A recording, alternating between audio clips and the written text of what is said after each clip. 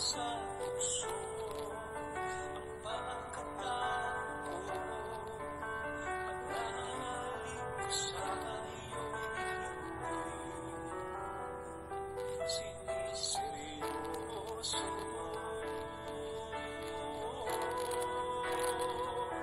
Ngunit ngayon'y nagbago na ang pagkatao ko. Mula nang makilala ka, Jesus, pananalig ko'y tumibay, mong tiwala ay binigay sa'yo lamang. Jesus, pananalig ko.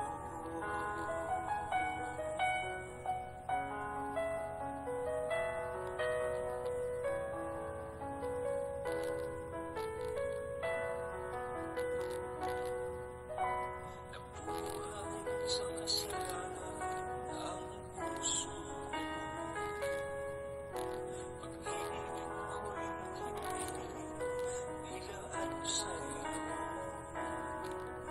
Mahina sa tukso ang pagkatao ko. Pananalig ko sa iyo'y hindi siniseryoso. Ngunit ngayon'y nagbago na ang pagkatao ko. Mula nang makilala ka, Jesus, pananalig ko'y tumibay, buong tiwala ay binigay sa'yo lamang. Jesus, pananalig ko.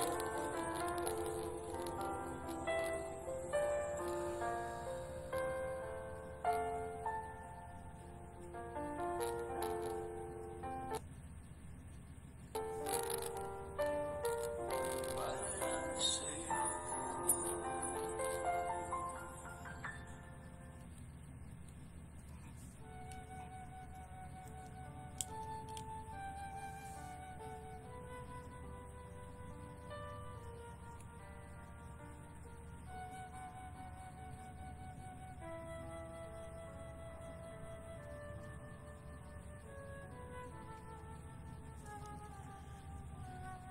Sa ngalan ng Ama at ng Anak at ng Espiritu Santo.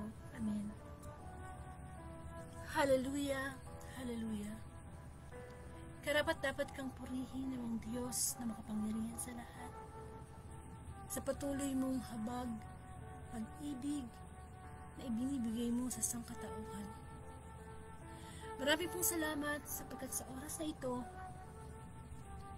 ikaw ay muling magbibinhi ng mga banal na mensahe mula sa iyong mabuting balita. Ang pinakmahalagang biyaya na maaari naming matanggap sa bawat araw ay ang aming spiritual na kaugnayan sa iyo, ang spiritual na pagkain mula sa iyong salita, na siyang magiging kagalingan sa aming mga kahinaan, sa aming mga kasalanan. Ngunit bago tayo magpatuloy sa mensaheng ibibigay sa atin ng Diyos, tayo lumapit na may kababaang loob at aminin natin na tayo'y makasalanan. Ama, lumalapit po ang iyong abang lingkod at humihingi ng kapatawaran sa aking mga pagkukulang. Ano po man ang aking nasabit na ikilos, naisip sa mga nakalipas na oras, patawarin mo ako, O Lord. Linisin mo po ang aking puso. Humingi po ako sa iyo ng habag. Hindi ako karapat-dapat, Panginoon, pero maraming salamat sa pagkakataong inibigay mo upang magamit mo lamang bilang instrumento ng pagpapahayag ng iyong mabuting balita. Ikaw, Panginoon, ang iyong prophetic voice, itago mo ko sa iyong kapangyarihan. Ikaw ang maitaas at mabigyan papuri sa Facebook Live na ito. Muli buong puso kong hinihingi sa iyo ang karunungan, ang kababaan ng loob, ang ang discernment, ang nakabuo naman na ng Espiritu, Panginoon. Hindi ang kalooban ko, kundi ang kalooban mo, Panginoon. Sa oras na ito, Panginoon, dinadalangin ko sa iyo ng buong puso, may kababaang loob. Badama mo sa bawat isa ang pag-ibig mo. Isang pag-ibig na dakila, isang pag-ibig na hindi mahihalin tulad sa anumang pag-ibig. Isang pag-ibig mo, Panginoong Jesus, na binigay mo ng buhay. Kaya din, Panginoon, idinadalangin ko ang makakarinig ng Wednesday Gospel. Yes, Lord, buong araw, marami kami mga kapaguran, mga pagsubok na hinarap. Pero sa mga oras na, Panginoon, to, limutin muna namin yon at i-focus namin ang aming puso at isipan, ang aming espiritu sa iyo, upang sa ganun makinabang kami sa iyong mensahe at magdulot ito ng pag-asa, kagalingan. Come, Holy Spirit, we need you. And come, Holy Spirit, we pray. Ang lahat ng ito'y dalangin ko po sa iyo, Ama, sa pangalan ng Anak, kaysa ng Espiritu Santo. Amen. Bigyan po natin ng parangal ang mabuting balita. Hallelujah, hallelujah, hallelujah. Purihin ka, Mang Diyos, na makapangyarihan sa lahat. Hallelujah, hallelujah.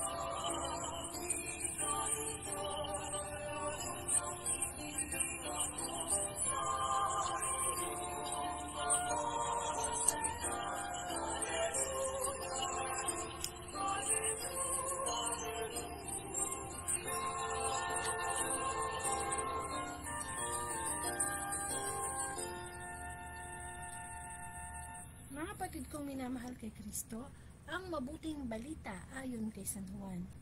Papuri sa iyo, Panginoon.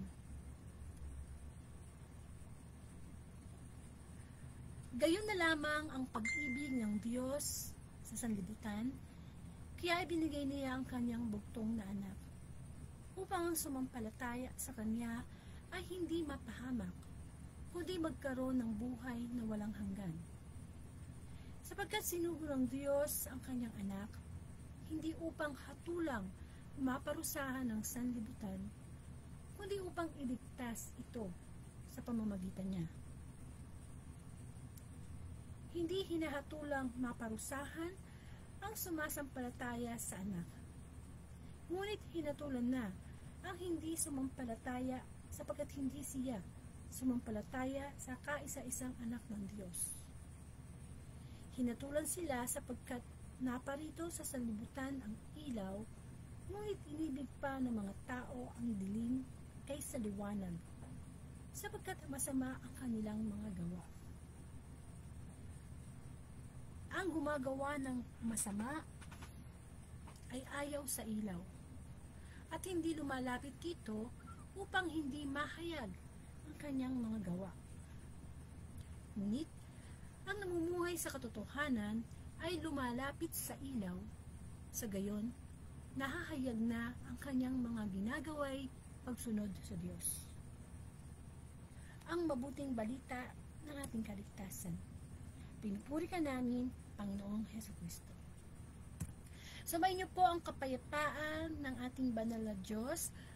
Welcome po sa Word of God, Daily Gospel, at Facebook Live, na kung saan ang layunin po ng Facebook Live na ito ay ipalaganap ang mabuting balita everyday sa pamamagitan po ng social media, kamukha po ng Facebook Live.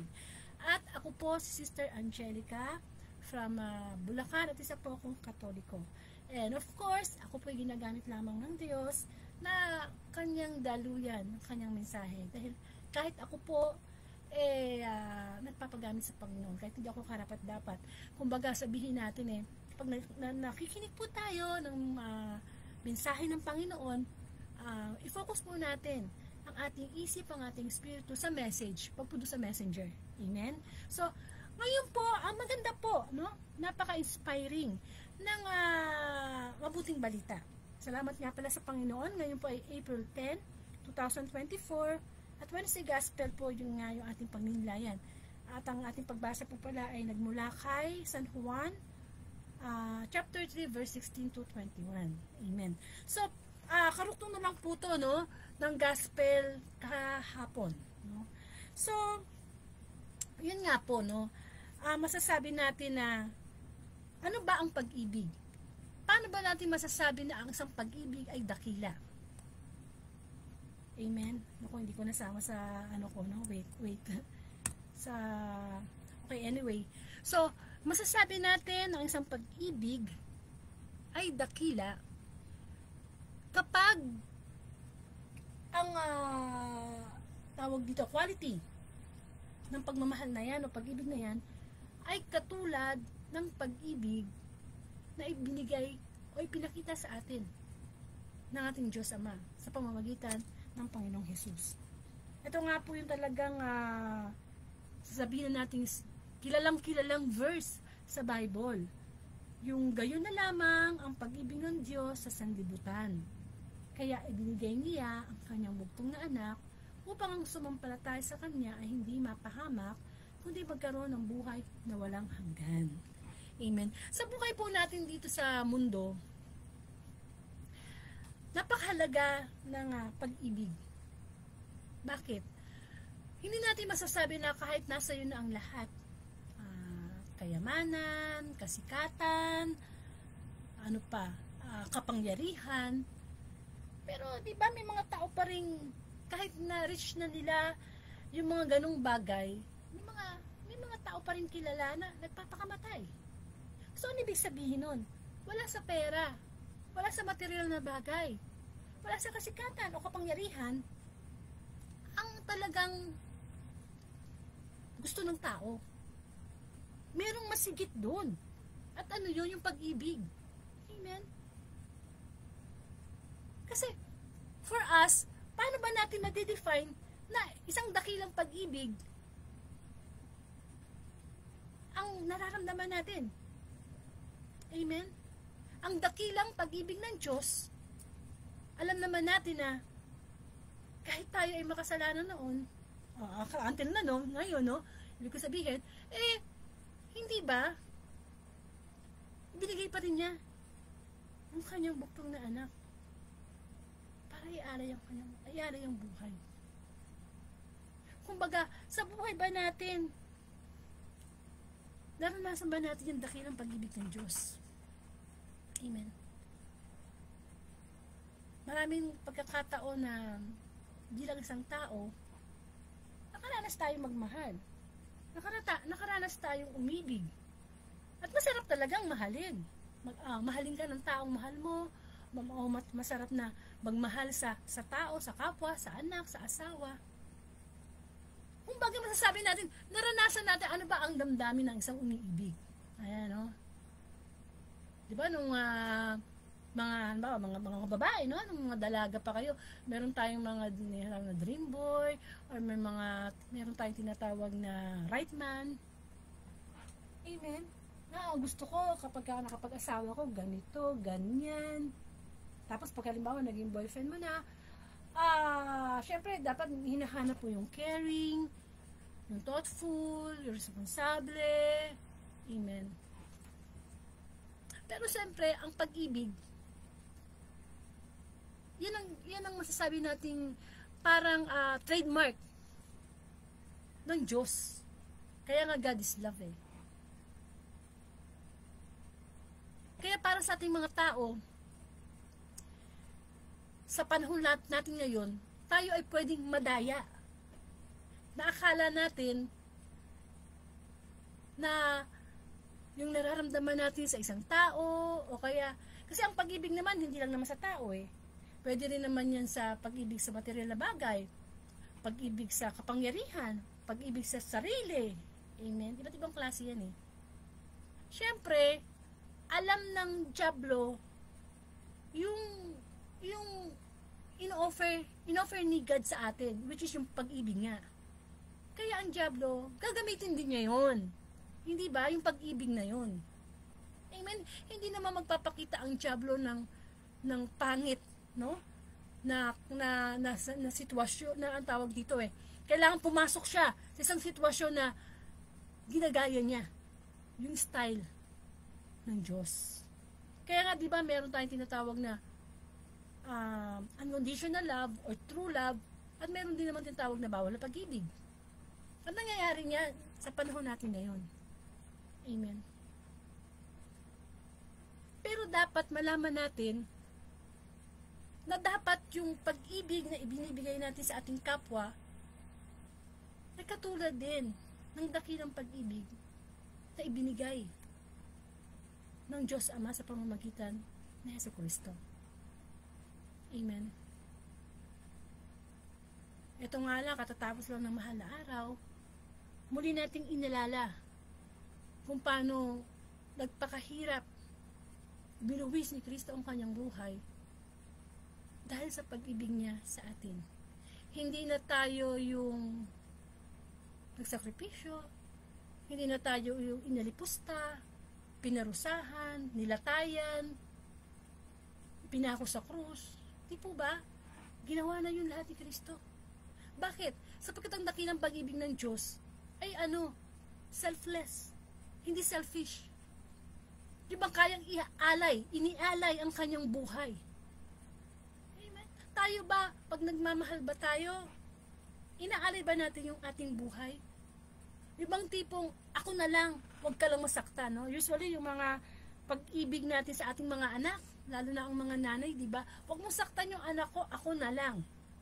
Selfless love yun. Yung mga, di po ba?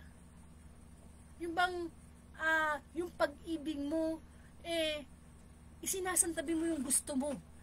Basta masunod mo lang yung iniibig mo, no? Yung parang, ano ba yun? Yung kanta ba yun? O kasabihan ba yun? O tula ba yun, yung pag-ibig ay pumasok sa puso ni numan, yun. Hahamakin ng lahat, masunod ka lamang. Di ba? Mahalaga ang pag-ibig sa buhay ng isang tao. Amen. Napakahalaga niyan. At talaga naman ang nilalaman ng Biblia ay talagang pag-ibig ng Diyos. Ang dakilang pag-ibig ng Diyos. Pero bakit ganun, no? Bakit ganun? Bakit hindi natin maibig-ibig ang Diyos ng dakilang pag-ibig din na kamukha na ibinigay niya sa atin? Samantalang ang dakilang pag-ibig ng Diyos sa atin ay andun yung kanyang pagpapatawad, nandun yung kanyang habag, nandun yung kanyang, hindi ba? Yung bang lumapit ka sa akin, di ba? Yung pagka nag-aanyaya sa atin ang Diyos na kung tayo napapagal na, paghirap na hirap na tayo sa ating mga pagsubok sa buhay. Amen? Kasi sa panahon ngayon, ang hirap para sa ating mga tao na ipakita natin ang dakila rin nating pag-ibig sa Panginoon. Kasi alam niyo, di ba? Ang pag-ibig kasi, kailangan ano ka dyan may commitment ka. Amen? Commitment. Ano ibig sabihin ng commitment? No matter what, kahit anong mangyari, nandoon yung commitment nyo sa isa't isa. Halimbawa, sa mag-asawa, di ba? Kaya nga, bilang sa ating mga Katoliko, meron tayong sakramento ng kasal. Ano ibig sabihin nun? Pinapasok mo ang isang, hindi lang bastang kontrata, kundi isang commitment. Na, di ba, sinasabing for better or for worse, for richer or for poorer. Kasi, ang mag-asawa ay nangako sa Diyos, hindi sa tao, hindi sa ninang at ninang, hindi sa ano, di ba? May commitment. At alam natin na sa panahon din natin ngayon, halos sa buong mundo, maraming hiwalayan ang nangyayari. No? Sa ibang bansa, may mga divorce, dito nga lang sa ating wala. Pero, yun nga, nagkakaroon kasi ng problema yung pag-iibigan ng mag-asawa. Kumbaga, kung yung dakilang pag-ibig lamang ng Diyos ay kamukha ng pag-iibigan ng mag-asawa, palagay ko wala na maghihiwalay.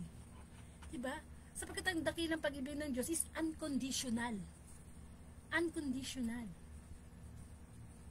Yung bang minahal tayo ng Diyos, that God love us not because of, but in spite of.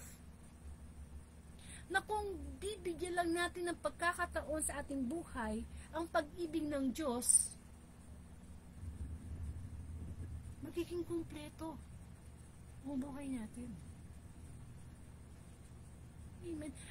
Nagbibigay lang tayo ng mga halimbawa ng naranasan nating pag-ibig sa ating kapwa.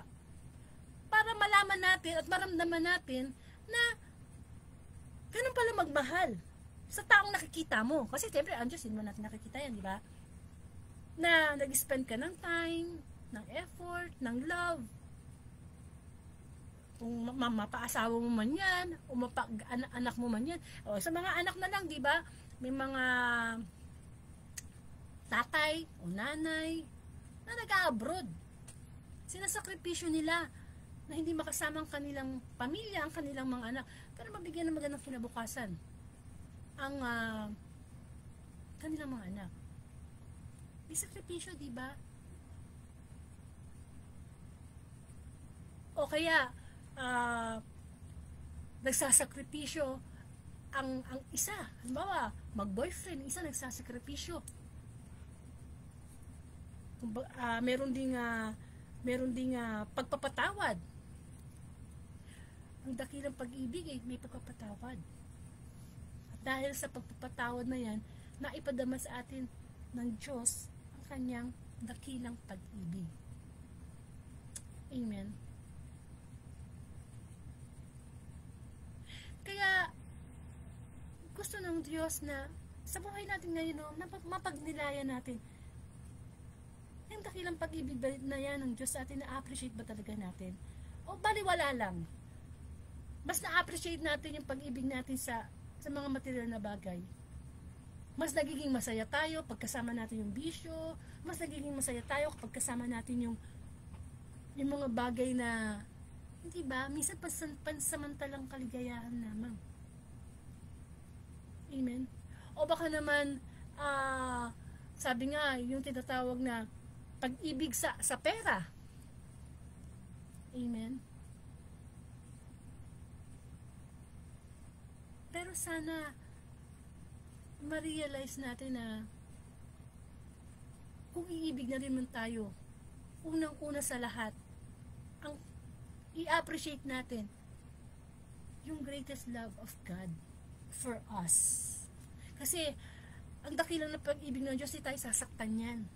Ang dakilang pag-ibig ng Diyos, faithful yan. Ang dakilang pag-ibig ng Diyos, hindi ba, kaya niyang ibigay lahat ng ating mga pangangailangan according to His will. Actually, perfecto ang dakilang pag-ibig ng Diyos sa atin. Pero yun ang tinatanggihan ng maraming tao. Amen? Bakit? Kasi sa puso nating mga tao, minamahal lang natin ang mga bagay na makapagpapaligaya sa atin. Wala tayong pakialam kung masaktan natin yung dakilang pag-ibig na ipinagkaloob sa atin ng Panginoon. Amen? Kaya di ba sa panahon ngayon, makikita natin sa social media na ibang klaseng pag-ibig na pinopromote ng tao. Amen? Na sa babae at lalaki lang laki na ng problema di ba? Mag-asawa kayo, di ba? Pagka nag-ibigan kayo noon, tapos kayo ng problema, laki ng problema yun. Ngayon, di ba, ibang klaseng pag-ibig na makakita mo, no? Lalaki sa lalaki, babae sa babae. Amen? Kung meron tayong, kung ina-appreciate natin yung dakilang pag-ibig sa atin ng Diyos, dapat alam natin kung bakit inialay ni Kristo ang kanyang buhay. Para itong mga kasalanan ginagawa natin, ay hindi na natin gawin. Kasi, kumpleto na naihain na ng Diyos. Naipakita na niya yung kanyang dakilang pag-ibig. Appreciate na lang natin. Di ba? Susundin na lang natin ang kanyang kalooban. Amen? Iba klase kasi magmahal ng Panginoon. Na ang pag-ibig ng Diyos talagang hindi siya nagkikip ng nagkikip ng record of wrongs, na ang pag-ibig ng Diyos talagang binibigay ang lahat, mapagpatawad, maunawain. Kaya lang, yun nga lang, naaabuso natin yung dakilang pag-ibig ng Diyos sa atin. Amen. Na sobrang naabuso na natin. Pero mo lang, di ba? Itong nangyari sa buong mundo. Na kung tutusin, sa dami ng iba't ibang kasalanan ginagawa natin sa panahon ngayon, na mas masahol pa yata sa panahon ni Noah, nung gunawi ng mundo, makikita mo talaga ang dakilang pag-ibig ng Diyos na pandemic pa lang yung pinatikim sa atin. Tinuruan tayo na teka muna, masyado na kayong mga busy. Wala na kayong panahon sa akin. Di ba kapag minamahal mo yung isang tao, di ba dapat may oras ka, meron kang communication. Di ba pag sobrang busy ang tao, nakakalimutan na niyang magdasal, nakakalimutan na niyang makipag-usap sa Diyos, nakakalimutan ng pakinggan ng tinig ng Diyos sa pamamagitan ng mga ganitong halimbawa sa mga online, sa mga YouTube na nagsasalita tungkol sa salita ng Panginoon, o kaya magbabasa ng Bible. Yung bang masasabi natin na pandemic pa lang ang ipinakatikim sa atin ng Diyos, kasi binibigyan pa tayo ng pagkakataon na ma-appreciate natin ang dakilang pag-ibig ng Diyos. Pero ang nangyayari ay natapos ang pandemic, balik ulit tayo sa dati. Busy na naman tayo. Nawawala naman tayo ng time sa Kanya. Huwag natin kakalimutan, kung mahal natin ang ating magulang, ang ating mga anak, ang ating asawa, ang ating kapwa, ang ating sarili, mas mahalin natin at i-appreciate ang dakilang pag-ibig ng Diyos. Sa simple nga ng pagpapasalamat, diba? Sa pagdarasal, sa pagkain, na-appreciate natin ang dakilang pag-ibig ng Diyos.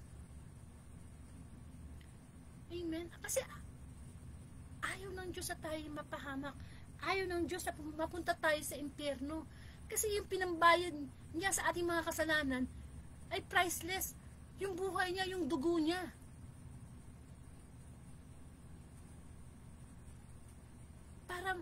Para maramdaman lang natin na napakadakila pala talaga ng pagmamahal mo sa aming Panginoon. Pero yun nga, hindi naman papayag ang dyablo na ma-appreciate natin yung greatest love ni God.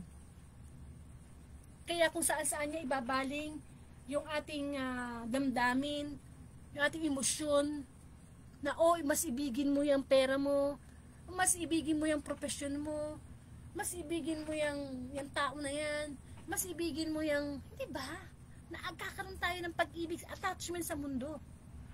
Na, kung sabi nga, kung ano ang nasa puso mo, yun yung kayamanan mo, no? Kung ang puso mo nasa mundo, sa kasalanan, nandoon. Amen.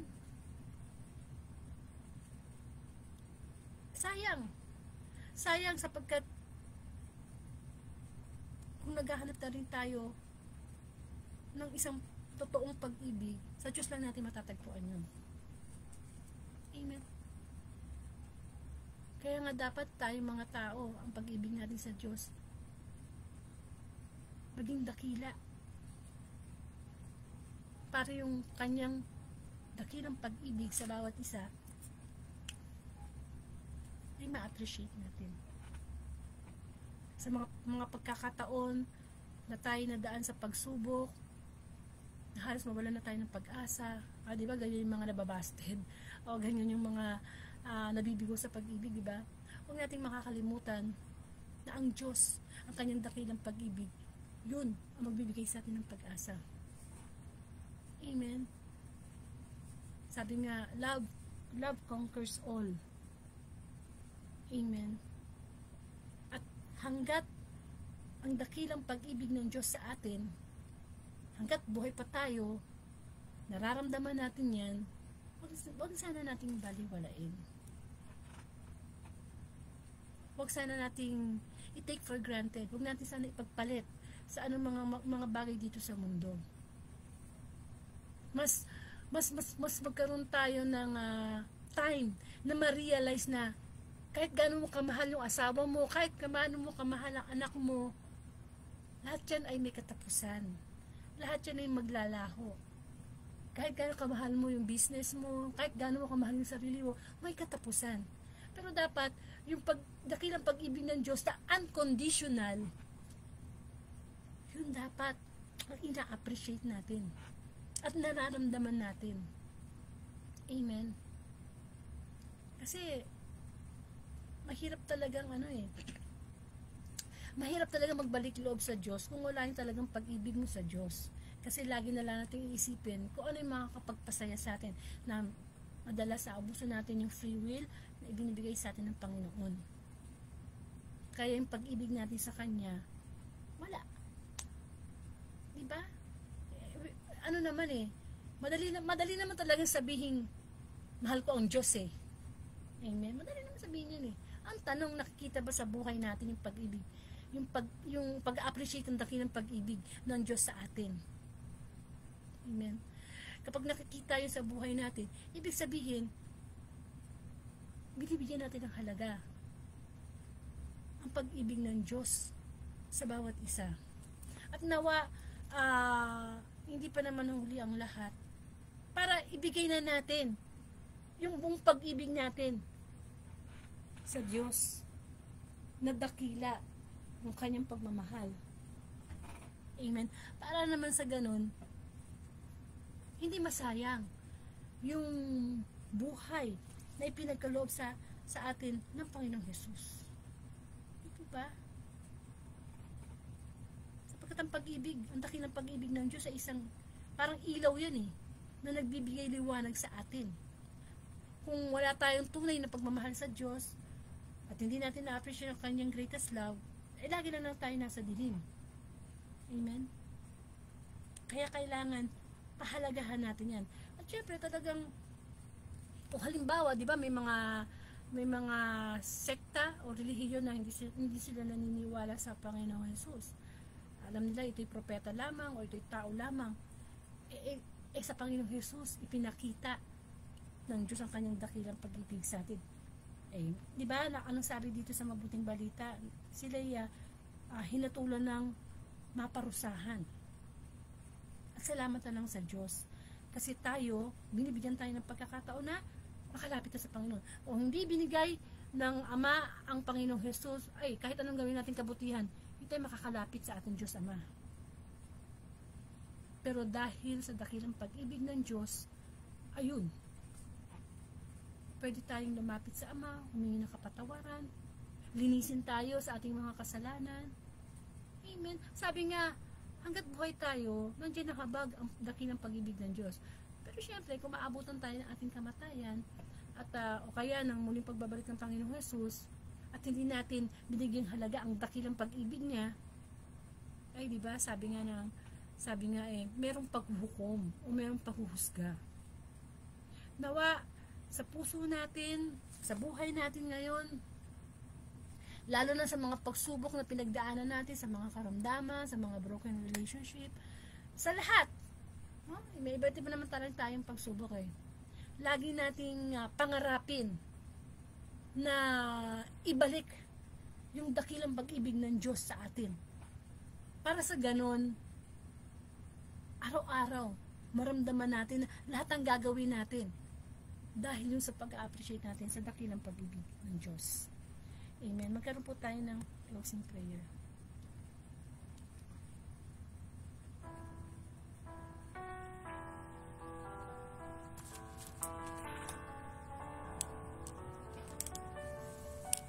Muli, Panginoon, marami pong salamat sa pagpapaalala mo po sa amin ng iyong dakilang pag-ibig.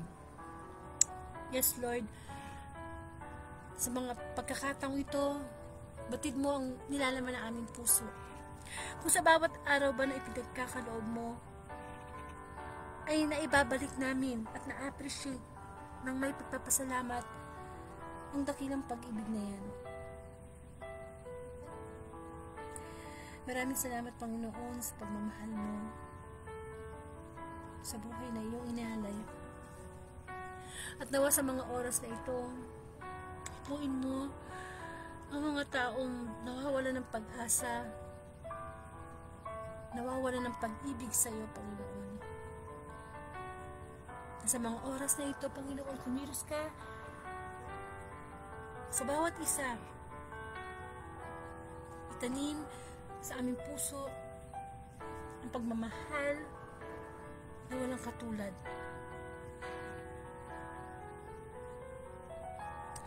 Ama namin, sumasalangit ka, sambahin ang ngalan mo. Mapasa amin ang kaharian mo. Sundin ang loob mo dito sa lupa para nasa langit. Bigyan mo kami ng aming kakanin sa araw-araw at patawarin mo kami sa aming mga sala para ng pagpapatawad namin sa nagkakasala sa amin. Huwag mo kaming pahintulo sa tukso at ihadya mo kami sa lahat ng masama. Sa ngalan ng Ama at ng Anak at ng Espiritu Santo. Amen.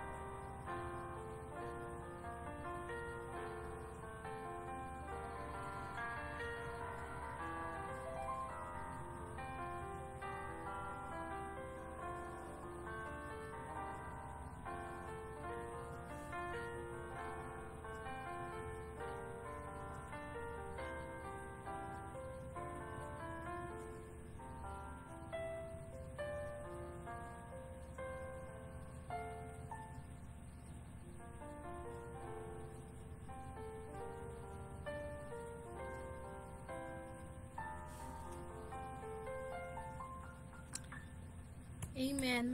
Muli maraming salamat, Panginoon, sa pagpapaalala mo sa amin ng iyong dakilang pag-ibig. At totoo naman talaga yun, no? Sa sharing na lang, no? I-share ko na lang yung pag-ibig ng Diyos na naranasan ko. Na yung mga pagkakataon na ako'y nagkasakit, ako'y naoperahan, doon ko talaga naramdaman yung dakilang pag-ibig ng Diyos sa akin. Na masasabi ko na noon, di ko siya pinapansin. Wala akong panahon sa Kanya, ni magdasal, hindi ako nagdadasal, hindi ako nagsisimba. Kumbaga, wala akong amor. Kumbaga, ang pagkakilala ko lang sa Diyos Diyos na Creator, si Jesus na Savior, yun, yung Holy Spirit nga, hindi ko pa alam kung ano yun Hindi ba? Kumbaga talagang nakatutok lang ako sa mundo.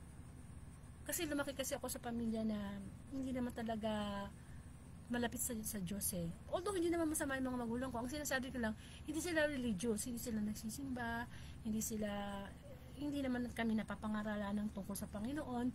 So, lumaki lang ako talaga na walang ganon. Kaya nung dumating yung time na dumating sa akin yung pagsubok na, yun nga, di ba, yung health. Alam nyo kasi pagka yung kalusugan na natin ang napunta sa pagsubok, mahirap yan Kasi, alam natin na napakahirap magkasakit. At doon ko naramdaman na ang sobrang pag-ibig sa akin ng Diyos. Na alam mo yung ano ka, hindi ka worth. Hindi ka ibang ang dami mong nagawang pagkakamali sa Kanya. Pero yung niligtas ka pa rin niya. Diba? Pinadama pa rin niya yung dakilang pag-ibig niya sa akin. Diba? So, masasabi ko na mahirap lang i-explain kung ano yung talagang dakilang pag-ibig ng Diyos sa bawat isa. Hanggat hindi mo siya nararanasan. Yung bang tipo pwedeng ka nang mamatay. Tapos, hindi mo siya nakilala. Mahirap pala yung mamatay ka, tapos hindi mo siya nakilala. Tapos pag nasa impyerno ka, di ba? Pero yung bigyan ka niya muli ng bagong pagkakataon na maranasan mo yung dakilang pag-ibig niya sa akin, no? Sa akin, naranasan ko yung dakilang niyang pag-ibig. Wala, para sa akin, wala pang na-invento na salita para i-describe kung gaano siya kabuti, gaano niya ako mahal na mahal. Na yung mga blessing na meron ako, hindi ko yung deserve eh. Pero, diba? Sarap magmahal ng Diyos. Napakadakila ng pag-ibig niya. Hindi mo siya maikukumpare. Na kapag dumating yung time na naramdaman mo yung totoong pag-ibig ng Diyos, kahit mawala na yung lahat, wag lang siya. Kasi siya na yung totoong magmamahal sa atin eh. Siya na yung magbibigay ng mga pangangailangan natin. At sa buhay na ipinagkaloob sa atin ng Panginoong Jesus, kahit buhay natin kulang pa, hindi natin mababayaran yun. Kaya kung magmamahal na rin tayo ng totoo, siya na yung buo-buo nating mahalin. Kasi napaka-faithful niya, napaka-honest niya sa kanya lahat. Amen. At nagkakaroon ka ng pag-asa, nabubuhayan ka ng pag-asa, kahit ano ko sa problema, kinakaya mo dahil may inspirasyon ka na eh. Ang dakilang pagmamahal niya, ang dakilang pag-ibig niya na naramdaman ko. Iba ang Diyos. Marami siyang i-reveal sa'yo kapag minahal mo siya ng totoo. Amen. So sana appreciate natin yung dakilang pag-ibig sa atin ng Diyos. Kasi nakakaya talaga sa Kanya. Sobrang nakakaya sa Kanya. Kasi dinami-dami ng ginagawa niyang blessing sa atin everyday.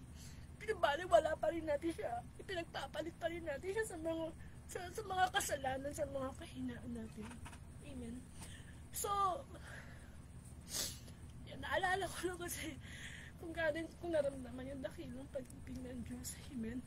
Okay, so, bilang pangwakas po na awitin, pakinggan po natin na ang Diyos talagang pag-ibig.